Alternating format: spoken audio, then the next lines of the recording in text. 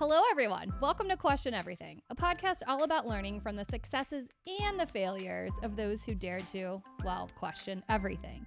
This podcast is part interview, part therapy, and part Price is Right. We have our own game board stacked with questions that'll make even the most successful CMOs sweat. I'm your host, Ashley Walter, CMO and partner at Curiosity. On today's episode, I sit down with Doug Zanger, founder and editor-in-chief at Indie Agency News, a one-stop shop for all things independent agencies. Today, you'll learn why the most interesting and best creative work is coming from independent agencies, why life is a mullet, business up front, human in the back, and how you can craft a question so perfect it stumps and inspires Oprah. In true Zanger fashion, he holds nothing back and he lets his hair down. Let's get started. Doug Zanger is the founder and editor-in-chief of Indie Agency News, a global hub celebrating independent agencies and the brilliant people behind them. Before founding his own news network, Zanger was a radio host, a voice actor, Adweek journalist, and brand purpose communications director for the Martin Agency. He says he never gets tired of hearing how people, companies, brands, and organizations tell their stories. Well, we're sure you won't get tired of listening to his. So, Doug, welcome to Question Everything. How are you? Good. God help you for saying that. Yeah. And let me move this over so that my green screen is, there we go. I love that you have a green screen. Definitely, I think our first guest with a green screen. This is great. Well, I have to. I don't have a choice. So what have you been up to? It's getting into the fall season. I am a big fan of fall woolens. Fall is my favorite time of the year, very, very closely followed by winter. I need to get you some of our Dude Wipes Dumpkin Spice Special Edition fall drop. It smells delicious. It's got to. All right. So before we get into the game board, I've got one question for you. So you have called yourself the uncle of advertising. Uncle advertising? Yeah. That's right. Tell me more, Uncle advertising. All right. So I am of a certain age. You can see the color of my hair. Been around for a minute. So it's part of that is the uncle quality, but also part of this is my friend David Greiner, who was my boss and colleague at Adweek, and we've known each other for a long time. He's known as Ad Dad. And I am like his older brother who shows up with the good weed, maybe doles out some good advice, maybe some sketchy advice. And then I go back to my little hut here in Portland, Oregon. And yeah, I'm just kind of that. And it just felt funny to me at first. And then I put it up on my LinkedIn profile and everyone said, yeah, that's perfect. Yeah. So Uncle advertising it is. All right, Uncle advertising. So you know how this podcast works. So we've got 12 super spicy questions. The power is in your hands. Half the fun in this is just figuring out which number you're going to pick. But we'll pull the game board up now. All right. Let's go with my original soccer number 8. All right, number 8. So you are a champion for the indies. Yay, independent agencies. So what would you tell a CMO? Why should they be paying attention to what indie agencies are up to right now? I believe that there is a ferocity of intention. And what I mean by that is, and I'm not saying you don't see this at holding companies, but what I do see at independents is the idea of ferocity of intention is this relentless focus on doing things that are unique, that have a story, a pathway, that have longevity. I think there is this perception of independent agencies, and listen, we can get into the AOR versus project. I'm a fan of looking in the middle, which is a key creative provider or a key marketing provider. I feel like that's a middle space, and I don't want to be Mr. Acronym for anything, but that's what I feel like a lot of indies do really well, where they may be traditionally known as a roster agency, but at the same time, an indie may not necessarily be working with the main AOR. They may be off to the side. They may be this very key creative partner or marketing partner. And this idea of this relentless focus, I think there's a perception that indies are one and done, but they're not. I would say for CMOs and marketers, look at the work that you do with indie as a starting point. And then you decide to choose your own adventures like we're doing here, where move around a little bit and see where you can get more out of it, because I guarantee you that an indie is going to be willing to explore that space with you, with the intention of how is this going to grow your business. And it might grow your business differently. It might not be a rocket ship, but not everybody needs a rocket ship. Everybody needs sustainability of growth. And I do think that CMOs need to understand that. I think the most interesting, and it's subjective, but I do believe this firmly, that I think the best creative work that delivers results are coming from independent agencies. The other thing too is the earlier eras, excuse me, of indies, there was a lot of M&A going on. So '04, '08, and a lot of those people uh, were obviously senior, but in subsequent layoffs and holding company layoffs, you start seeing mid-level people starting their own thing. But now this next group that's going to be spun out of holding companies, they're more senior, or they choose to leave. They're more senior. So I think there's going to be more durability with independent agencies, and marketers need to pay attention to that, because they can be that key creative and key marketing partner for you. I don't even think I can summarize that any better. I mean, indie agencies can grow your business, and the creative coming out of indie agencies is spectacular. I think other benefits like, speed to market, just not having all of those layers. I hear that a lot from clients. Like, I'm just sick of the layers that I have to go through. And I mean, it's the indie era right now, and you're kind of Uncle Advertising spokes guy for it, which I appreciate. God help us, but okay. All right, let's go back to the game board. All right, let's go to number one. Number one. Okay. No, I'm kidding. You love asking questions that have never been asked before. So I heard that once in your life you stumped Oprah. Is this true? Yeah. Oh, Okay. shit. So I was at Fast Company LA, and I think this was 2015. Great, great event. It was a 2-day thing. They did this, day of programming at 72 and Sunny. It was outside. It was great. I don't think MDC had bought them yet, so I guess they maybe had been indie. But the next day, you could choose to go to certain parts of LA, and it was a curated experience where you'd get on these vans, and you go to a certain part of town. And I have to go back. I'll have to ask Jeff Beer about this, because it was great. So one of them was going to Hollywood, and we're gonna go to the Community. I remember there's another agency we went to, and then you'd go to OWN, Oprah Winfrey Network. And we didn't expect anything, but everybody was in this room, and so Oprah comes out, and one of the people, and it's like, hey, do you have any questions? And I can't take credit for this question. It was from when I was working for Stillwell Partners, the Advertising Week B2B events. I had a bunch of volunteer bloggers, and I think his name was Dan Costa. I want to say it was. I want to give him credit. Okay, Dan Costa. I think. Oh shit! If I'm messing it up, I'm sorry, Dan. But I once reached out to the community that I built for this blog network, and he said, here's a good question. What's something that you've learned personally or professionally recently that surprised you? And Oprah paused and was like, and then she answered it and talked about Janet Mock, the wonderful Janet Mock, and talked about sexuality on a spectrum and what she learned about that through Janet. And so, yeah, it turned out really great. But yeah, it's one of my signature moments. People are like, oh my God, that was such a good one. That is a good one. Well, first you got to meet Oprah, and then you got to interview her. She's awesome. Yeah, and the space was great. No, and I think part of it is I just like poking the bear a little bit. I do, right? But not in a way, but in a way that's meant to.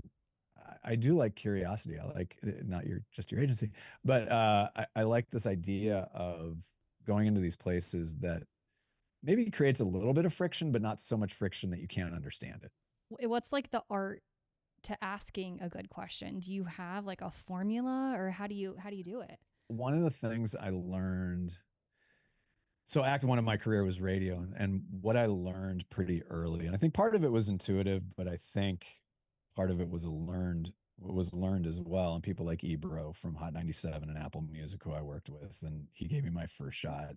Mario, who was afternoon, Alexa, who was middays, and I would listen to them interview artists, and hip hop artists and R&B artists.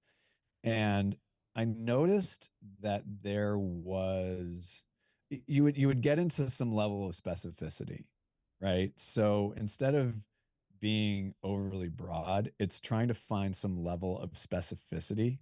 And it could be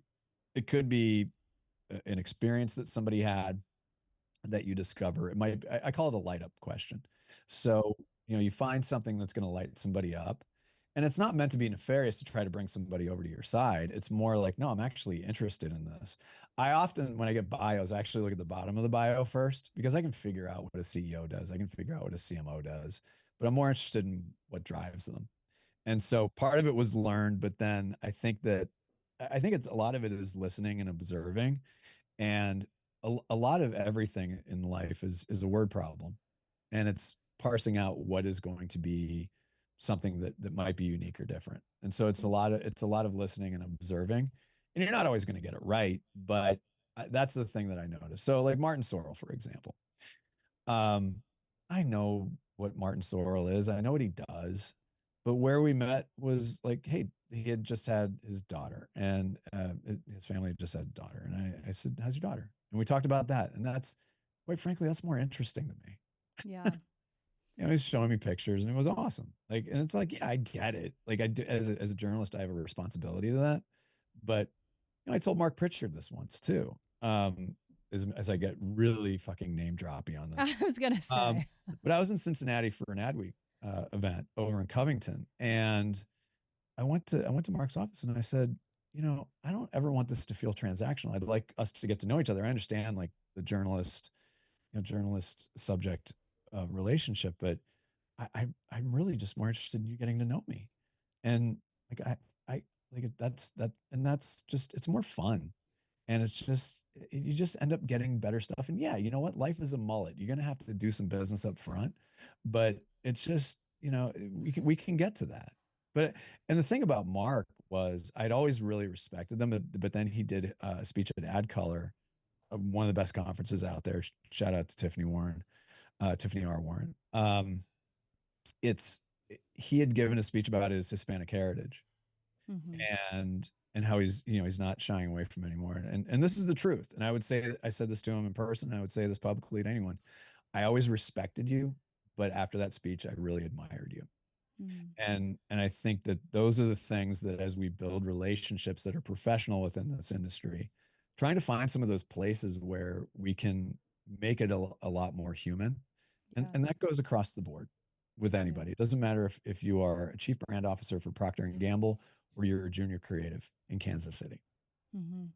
Yeah, that's so interesting that, a simple question when asked, at the right time, at the right moment, in the right way can change your perspective on a person or a brand even. I think, questions are a big part of our strategy. We do a whole CQ session where we dig really deep, yeah, into the brand and the business. And that's where we can get to some of those like human elements and pull some of that purpose out of a brand. So I love that. You just gave like so many great points there. Light up question.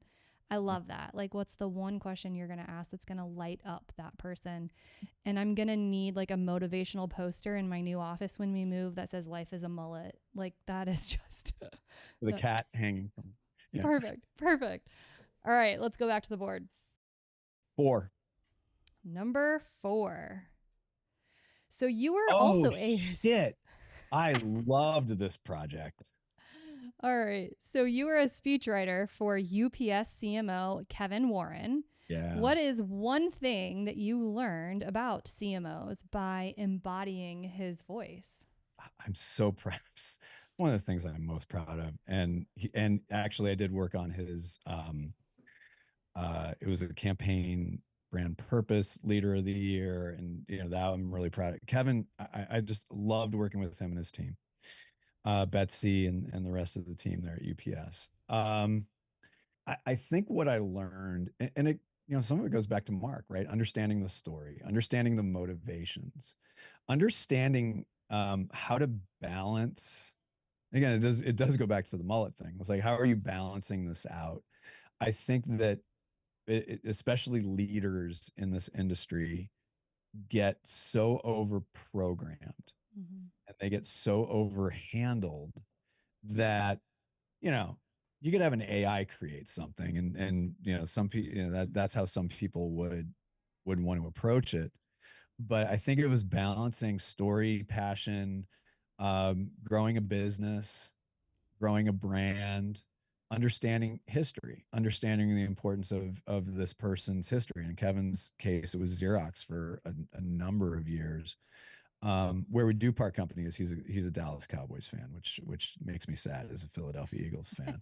I clearly did not include that in the speech. So I flew from Portland to DC, and I stayed in Alexandria before I took the train down to Richmond to go to Martin. And I spent from 6 a.m. to 8 p.m. in one day in the hotel room working on this because what I wanted to do is you need to think of it also in a way where you're capturing a flow, a real logic. So a beginning, a middle, and an end. Mm-hmm. And so pacing on it's really important, using human language, but also acknowledging that there are people who appreciate more corporate language. So I think it's what I learned is how can you find balance in it? How can you balance the person with the professional? And Kevin was just an absolute joy to work with. Absolute joy to work with. And again, Betsy and the whole team there. Yeah, honestly, it's a top 3 project I've ever done. Wow. Wow, that's cool. Have you written any other speeches for anybody else, or was that like a once in a lifetime thing? Daughter for trying to explain to her math teacher why she's not doing her homework. It didn't go well. Do you still have the speech? Is it written down somewhere? No. Oh man, that's a No. bummer. I would love to see the original manuscript of that. Well, I mean, the first version was "Listen, motherfucker," comma, and that didn't really work. I don't think you want to say that to a teacher, They but frown upon that usually. yeah. Oh man, what a beautiful story. Yeah, no, Kevin's great, and he's a pro, and that's the thing too. And you know this too, Ashley, is that you have professionals that are in the business, and then you look at somebody and go, "That's a pro." What do you think the difference is? Like you know it when you see it and you feel it. A willingness to talk about things other than work. Damon Jones at P&G is the same. Talk about things other than work. He went to Yeah. Xavier, and so I'm a Philly guy, so like I wanted to bet on Xavier and Villanova in basketball. And it's like you just got to meet somewhere, meet Yeah. somewhere, and you're not always going to get it right, and it's not always going to be the right vibe. It's not, always, and timing isn't the thing. It's like you can't put a timeline on all this. It's like, well, if I'm going to meet with Mark Richard and Damon Jones, I need to do X, Y, and Z. It's like, well, if they ask you for that, yeah, but don't put an expectation or a timeline on it. Mm-hmm. It's like just be, just be, right?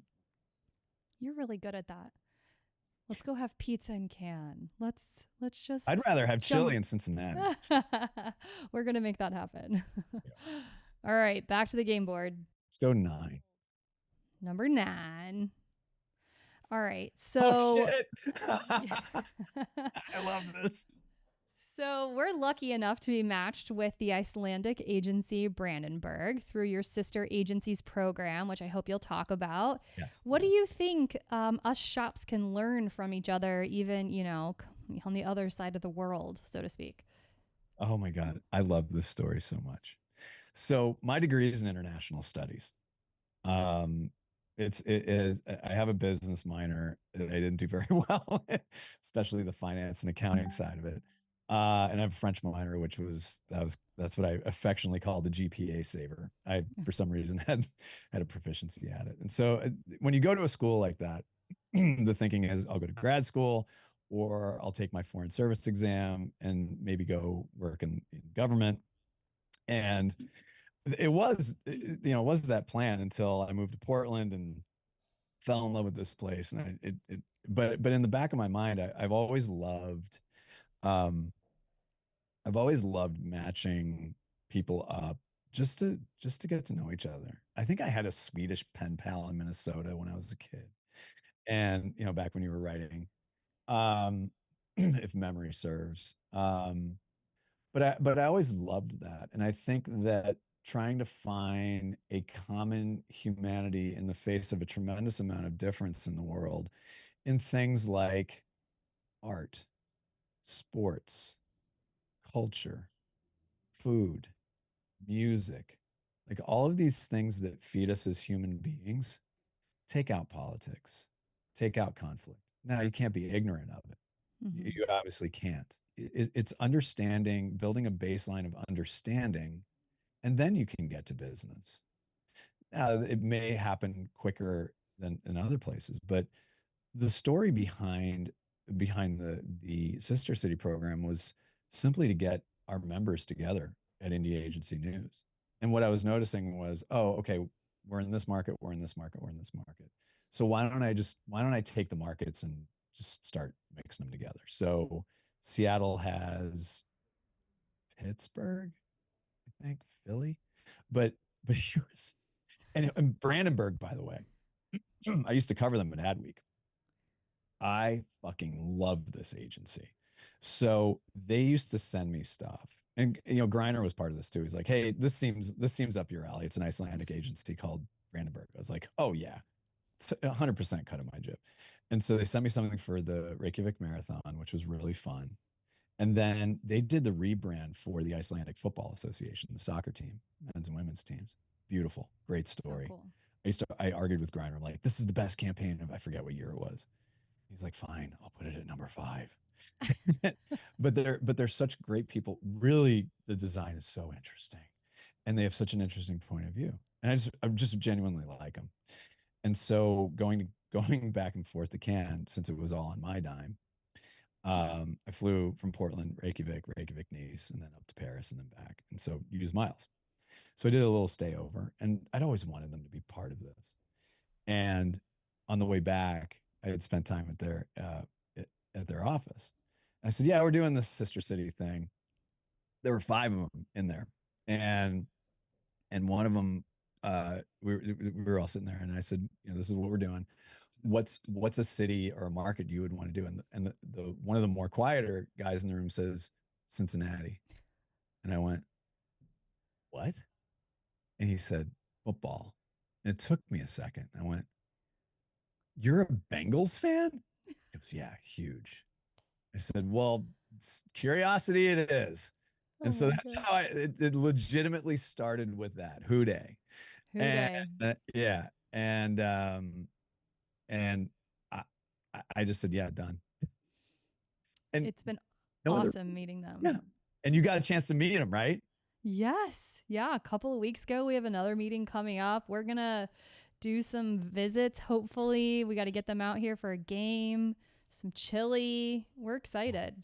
Yeah, and I think the main goal of this is simply what those types of outreach programs traditionally in the 50s, 60s, 70s were like. And it was to simplify the idea of bridging cultures and getting a chance to build a better understanding with each other.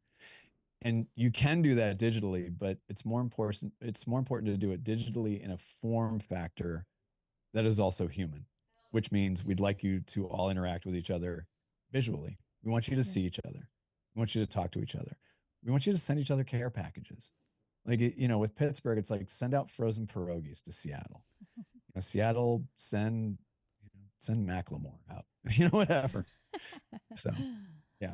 Very, very, very cool. Yeah, it's been a fun program, and hopefully, we'll kind of like journal along our journey and share. Maybe we'll even collab on a project or something. I hope I in the hope so. future. And Yeah. and ultimately that's the hope because, let's say that there is a brand out there that you're working with and it's like, you know what? Maybe the design sensibility of these cats in Reykjavik are just what this needs. Yeah. So Heck yeah, yeah. that would make me happy. All right. We'll keep you posted. Let's go back to the board. 11. So you've spent over 15 years being an adjunct professor at various colleges.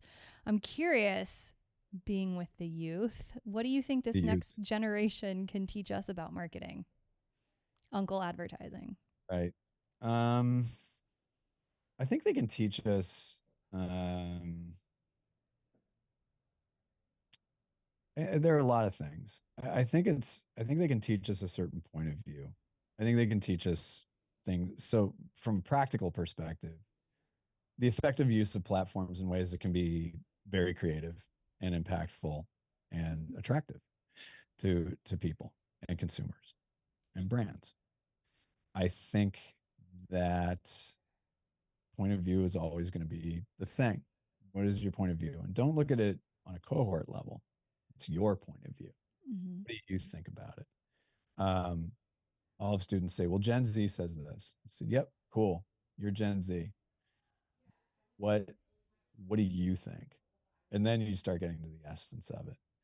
So I think they can teach us a lot in terms of and craft isn't the right word for it, but producing things in interesting ways using the platforms that are afforded to us.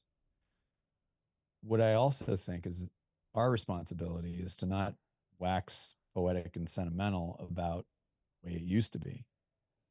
That there's always a used to be. Mm-hmm. Um, that should contextualize things. And sure, I wax sentimental about shit all the time. But it's not to the point where it gets in the way of, well, I'm going to do it the way I did it My 40 years. way. Uh, Yeah. I was 15. That's weird thing to say. Um, but I think that it's our responsibility to teach some of the foundational pieces, and then we grow together. So I think it's less about what they can teach us, but what can they add to it, Mm-hmm. right? And it's everybody's responsibility. And yeah, we can get into this bullshit about cohorts. I mean, I'm about as Gen X as it gets, right? If you want to go down that route. Yeah. But at the same time, we all have to push this together, and we all have something to contribute to this. And if we start trying to silo this stuff, we're all fucked 8 ways to Friday. That's the truth. Do you think there's do you talk at all about like work from home, work from the office? And, we kind of all grew up being in the office more Yeah, than 40 hours a week. And not that we ever need to go back to that, but do you think is the next generation missing out at all by not yeah. having that same in-office experience that we had? So here's what's weird about me. And you'd look at this and go, there's no way that you are this. So I'm actually an introvert. I'm an INFP-A. I'm an assertive introvert. But I'm also what's called a mediator.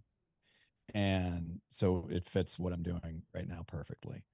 Um, so I don't, and I don't mean to be cavalier about it, but I've worked from home since 2007. So I'm used to Mm-hmm. this.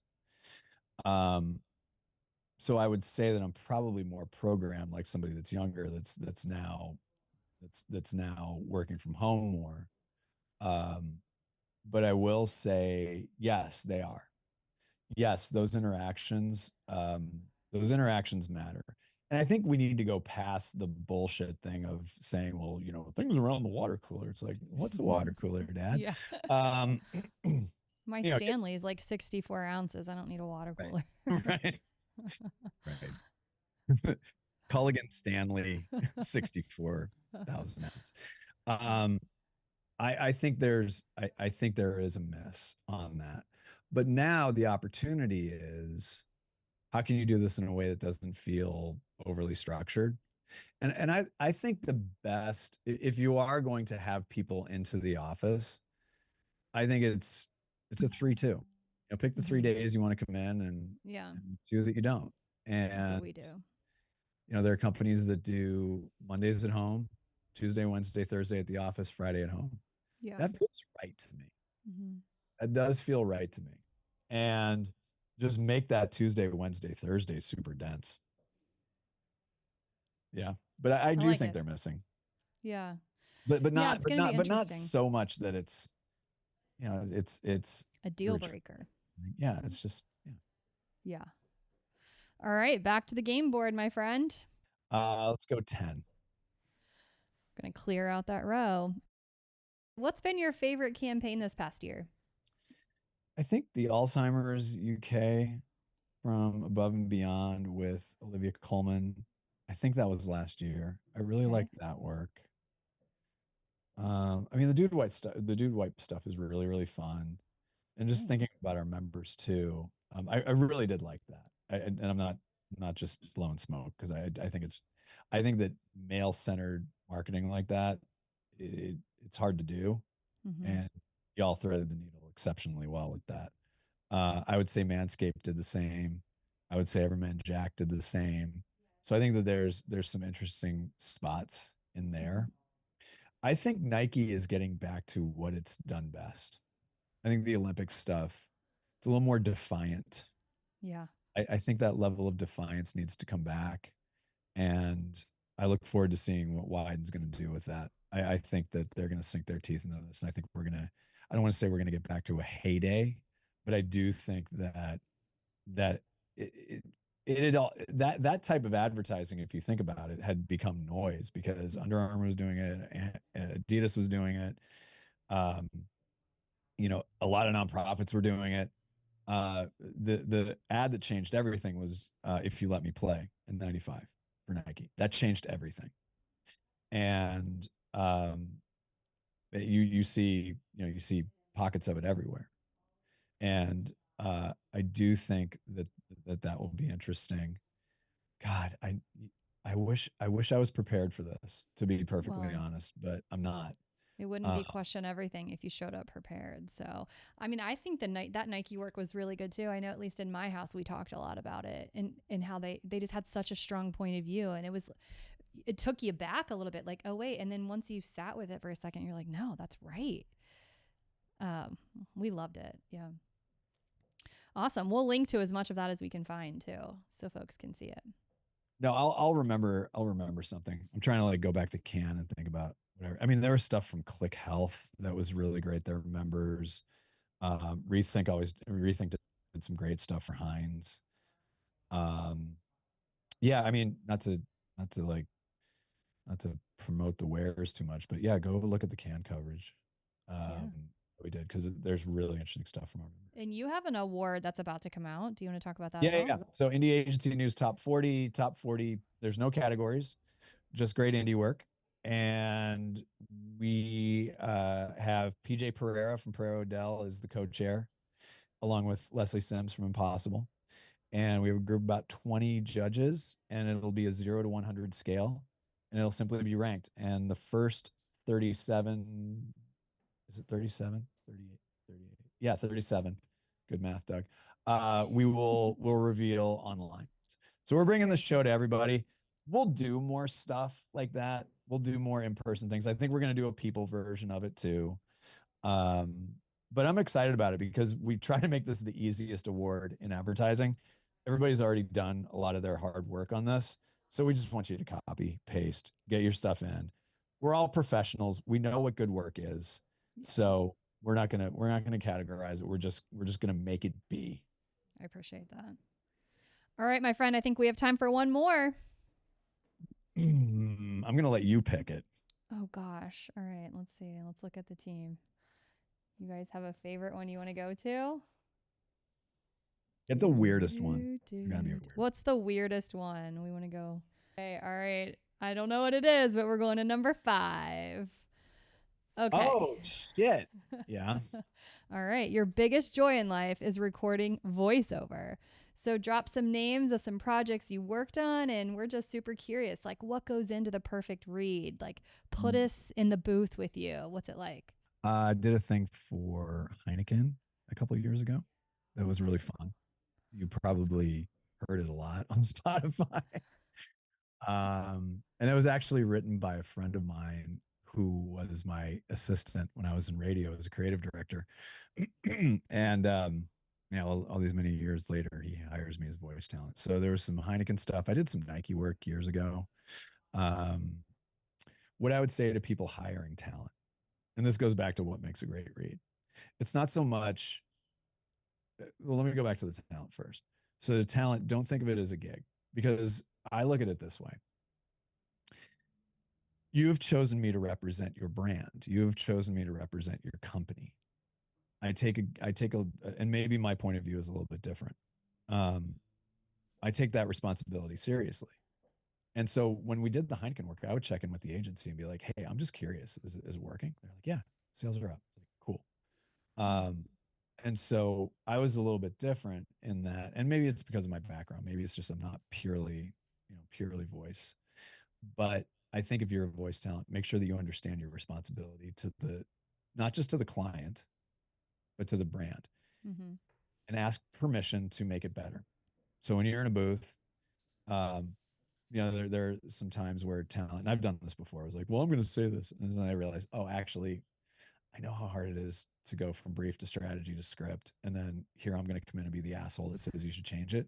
It's like the first thing as voice talent is I'm going to say this, this is what I would say to the client. So just to get this out of the way, copywriter, creative director, I've done all this shit before.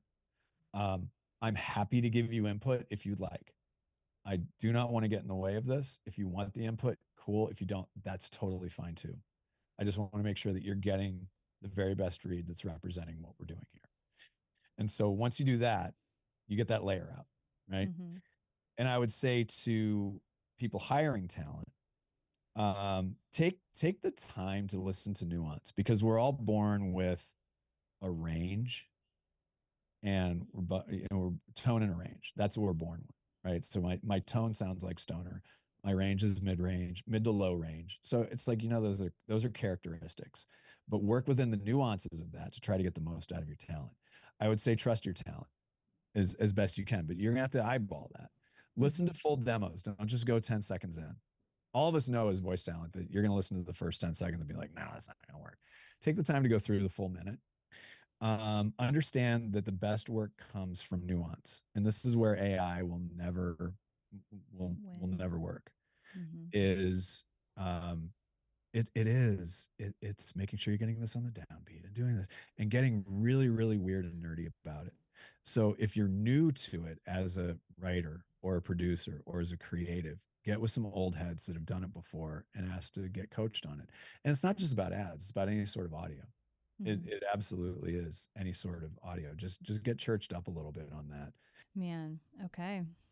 Preach. Good advice. All right. Well, as we wrap, Doug, we do something kind of fun. We'll flip over to those questions. It's totally rapid fire. First one that you pick, whatever comes to mind first. You don't need to think about it. And this is our way to get to know you a little bit more. All right. This or that. Here we go. Pizza in New York or pasta in can? Pasta in can. Student or teacher? Teacher. Agency side or news side? Pass. News side. All right. Soccer or lacrosse? Soccer, because I've been playing it since I was 5 years old. And show host or guest? Host, because I am so much more interested in what other people have to say. Oh, I think that's a good theme for the day, actually.